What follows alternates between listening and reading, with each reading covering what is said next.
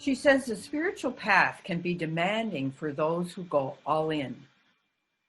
So our speaker today will share her experiences of reinventing herself many times over, as well as give you an understanding of what rebirthing is. So after her move from Pennsylvania, she discovered many new aspects of herself, including the divine feminine energy.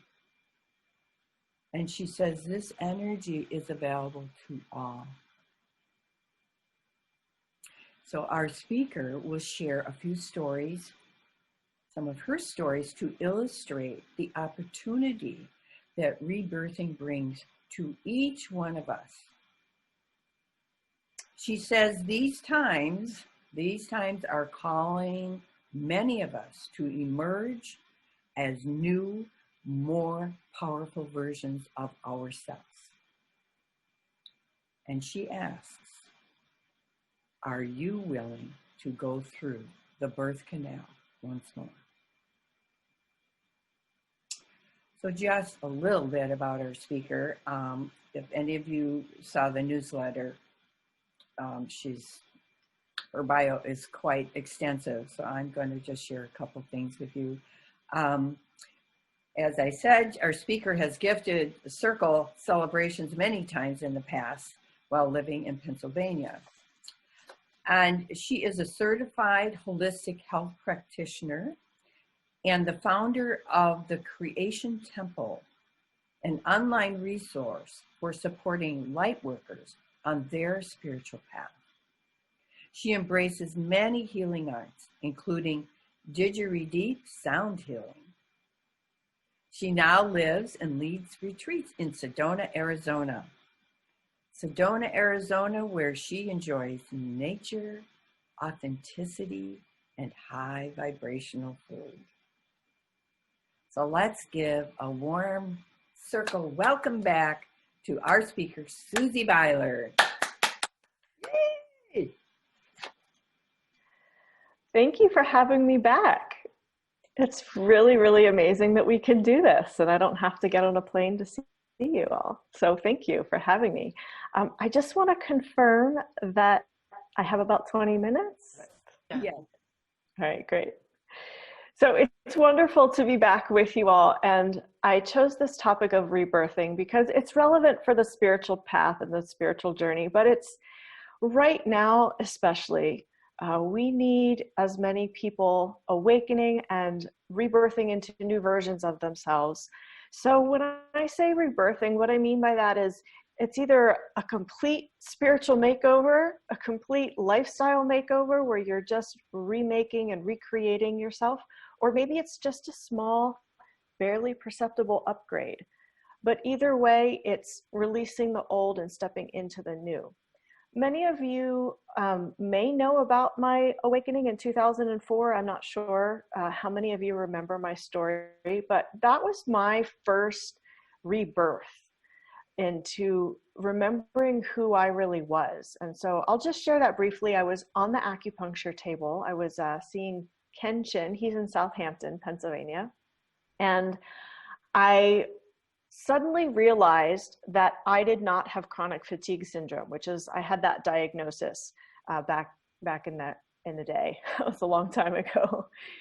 And this realization just really went through my entire body. I could feel it in every cell of my being. It was like the light literally turned on and I realized I'm not sick. I don't have this diagnosis anymore.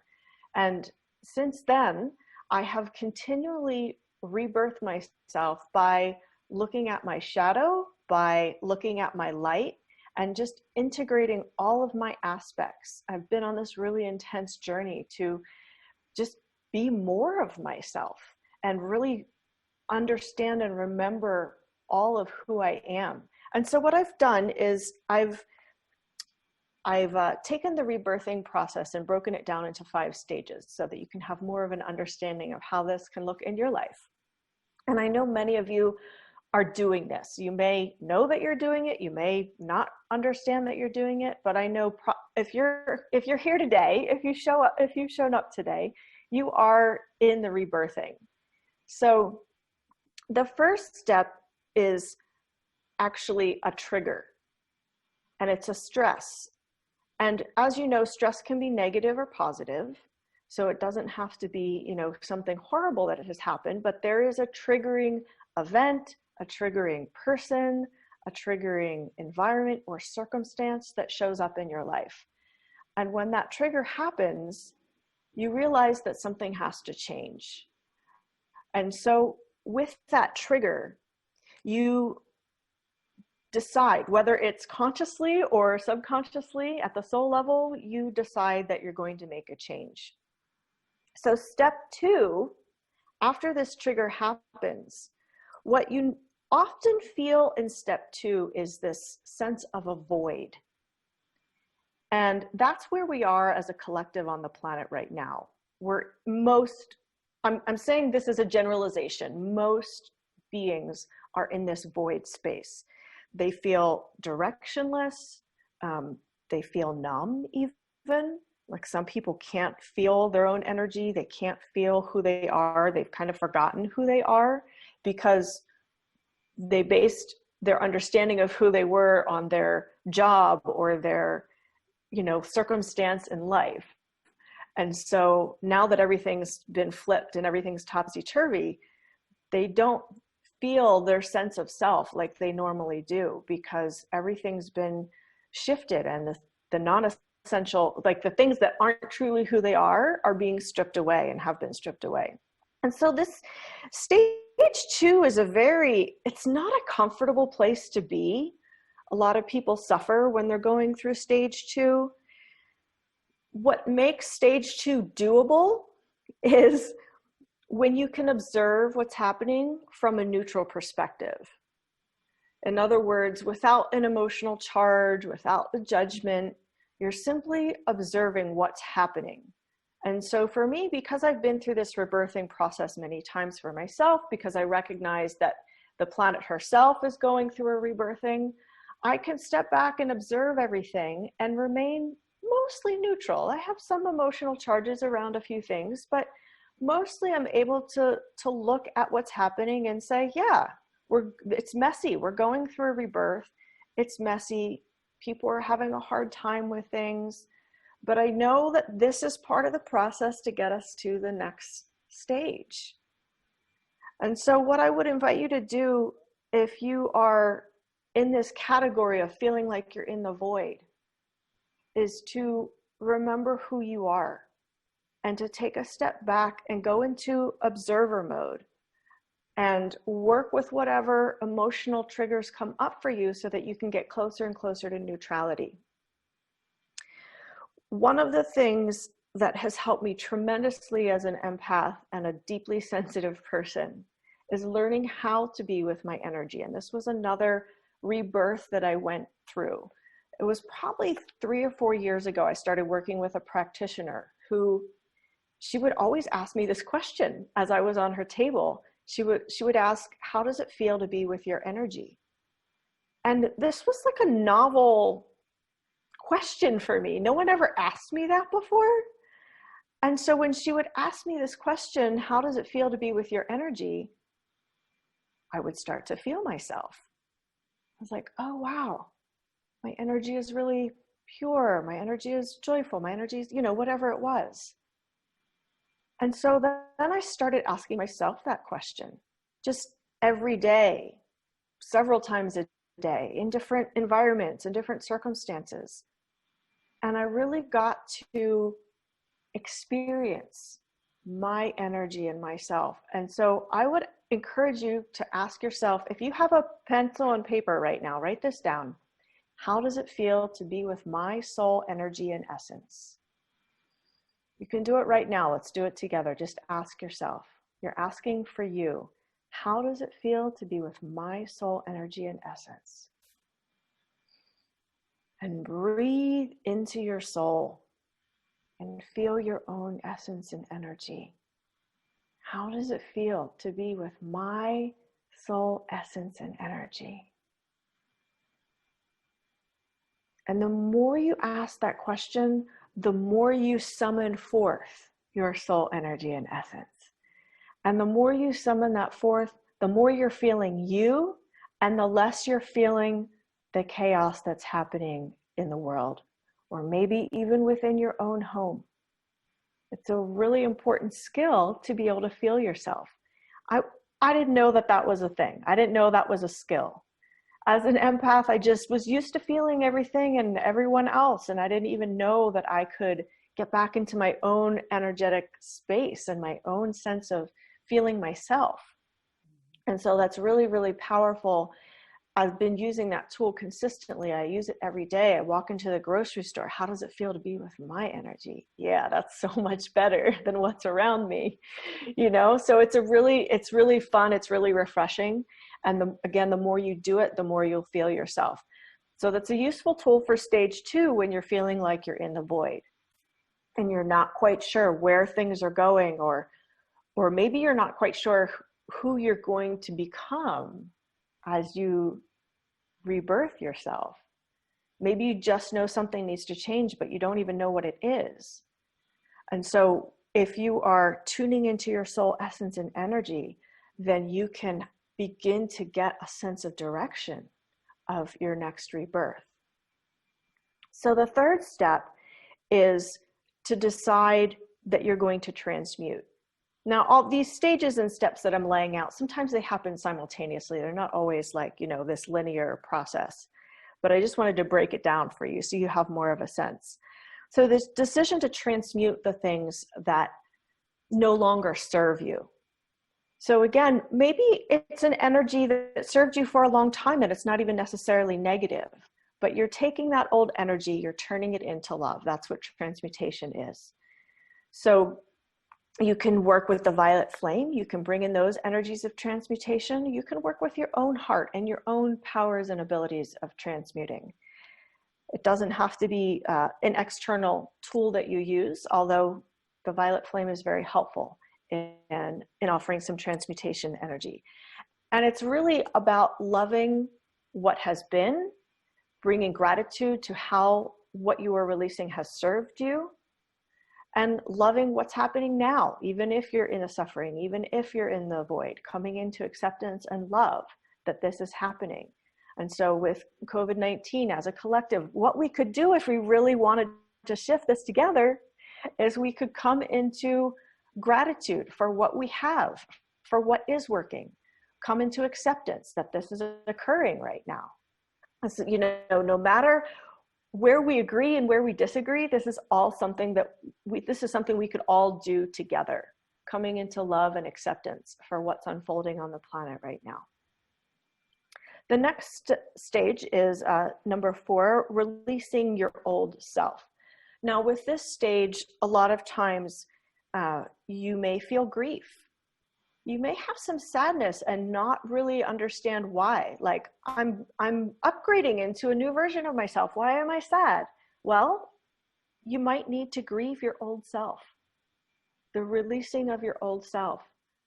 There may be grief around that, especially if it's an aspect of yourself that you have had for a long time, that you're used to having it be a part of you. Just for an example, maybe it's a job, you know, a career, maybe that's been disrupted for you with COVID-19. You may feel grief about not having that be part of your life, especially if it's something that's been part of your life for a long time. It's okay to grieve that. It's okay to feel sadness for whatever it is you're releasing, whatever it is you're letting go. So let the grief move through you. Don't try to push it down. Don't try to eat it away or drink it away or whatever it is we do to suppress the emotion. Cry, let you scream, whatever you need to do to get it moving through you. Feel what you need to feel and let that flow happen. Sometimes with this stage, you feel a sense of relief. There's no grief. You're just like so relieved that you finally let that thing go. So you might feel different things within this stage of releasing your old self. Whatever you're feeling, acknowledge it, honor it, let it happen. All right, and finally the 5th stage is birthing into the new version of yourself. And again, it may feel like you don't know yourself, or even with this rebirth, if you're not clear on what the direction is, it may feel disorienting still, because you are discovering your new self, you're discovering your upgraded self. That's okay. Just allow that disoriented feeling. Eventually you'll get clear. Eventually you'll feel exactly the direction that you're moving into, and you'll know what action to take. But if you don't know what action to take, that's okay. Just let it be and let yourself be guided by your soul. And I'll go back to that earlier question that I encourage you to ask yourself. How does it feel to be with my soul essence and energy? When you are in the feeling of your soul essence, you're naturally guided into what step you should take next. This can also be a challenging stage, because at this point you may realize that certain relationships or friendships are no longer relevant, or no longer healthy, or no longer aligned. I have experienced many times, especially in my early awakening journey, just releasing a lot of friendships and not, there's a thing that happens in the spiritual community right now where it's like cancel culture with friendships almost. You cut people out of your life because you don't like how they trigger you. That's not what I'm talking about here. I'm talking about people that truly just, you don't resonate, you don't vibrate together. It's just a natural falling away. It's not cutting someone out of your life. It's just a natural, like, you know, you drift apart because you're not on soul mission together anymore, or there's just nothing in common, or, you know, they still want to drink the beer and eat the cake, and you want to drink water and eat leafy greens. I don't know, just an example. you get what I'm saying. There's just, you know, you don't have those connection points anymore. And that's okay. That's part of the rebirthing process. So whether it's friendships or, you know, whatever it is that you're letting go, let that happen naturally. It's not a pushing away or pushing out of your life. It's just a natural release. Also, during this rebirthing stage, you might feel lighter. And you also might feel vulnerable. You think about when a newborn baby comes out of that birth canal. That newborn baby needs a lot of care, a lot of gentleness, a lot of attention.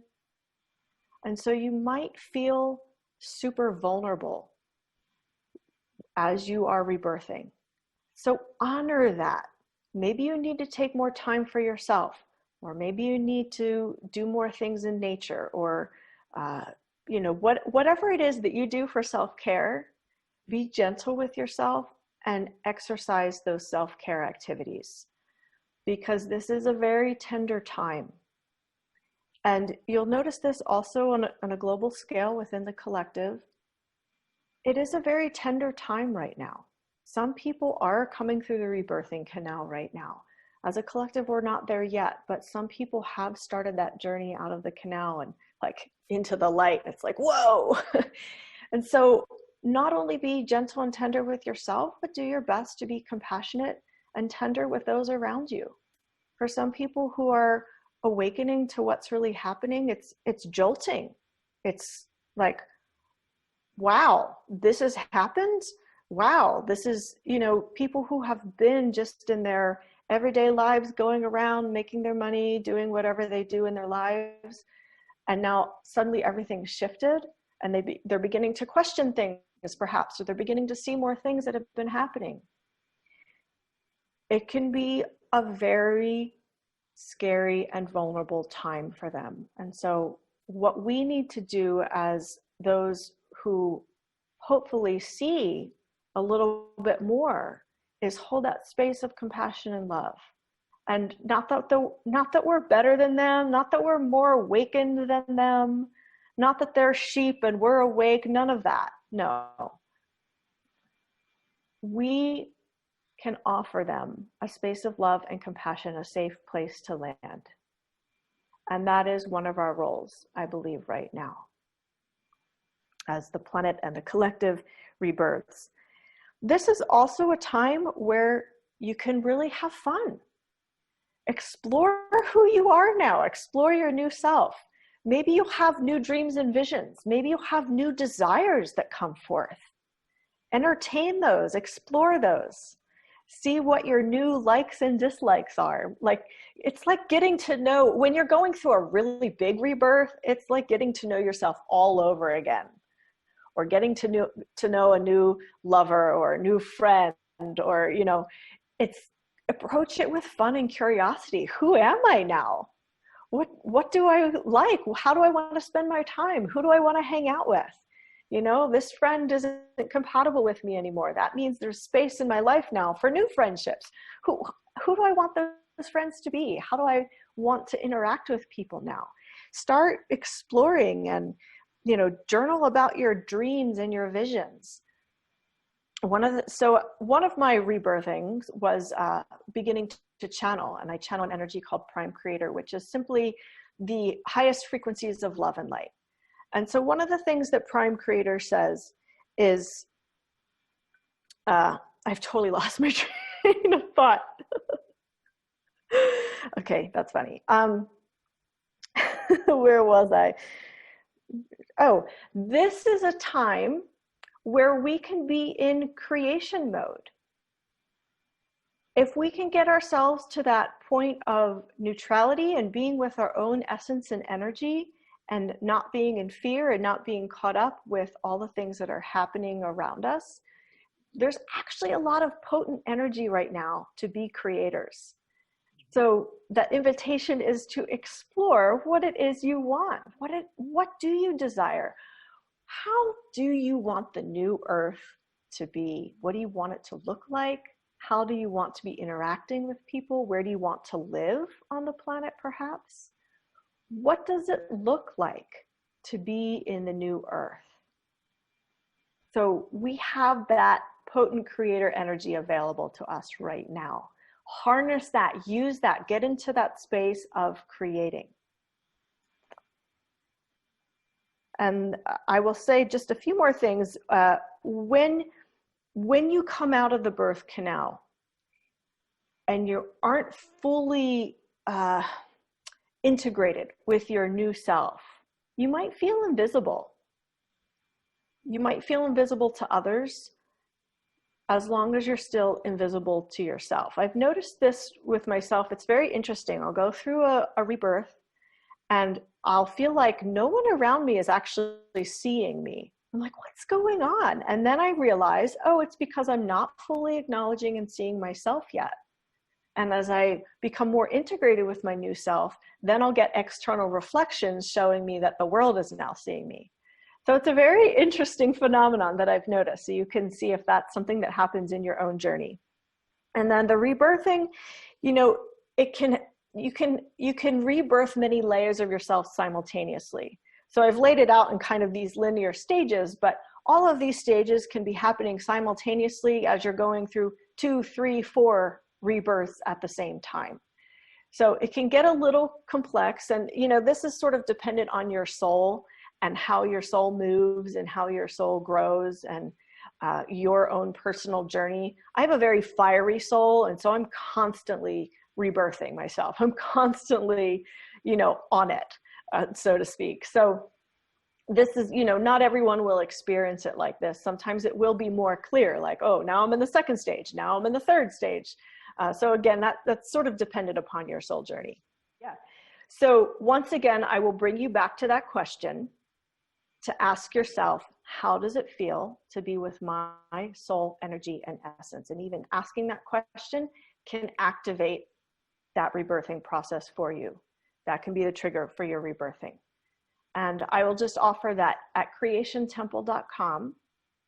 You can become a free member and you can access a bunch of meditations that I have there. And next Monday, Monday the 21st, the day before our equinox here, I will be having my 200th gathering, and I've opened that up to all Creation Temple members. So whether you're paid or a free member, you can join in that gathering. If you want information on that, let me know. So thank you so much for having me and letting me share about rebirthing. I love this topic, as you can tell. Thank you.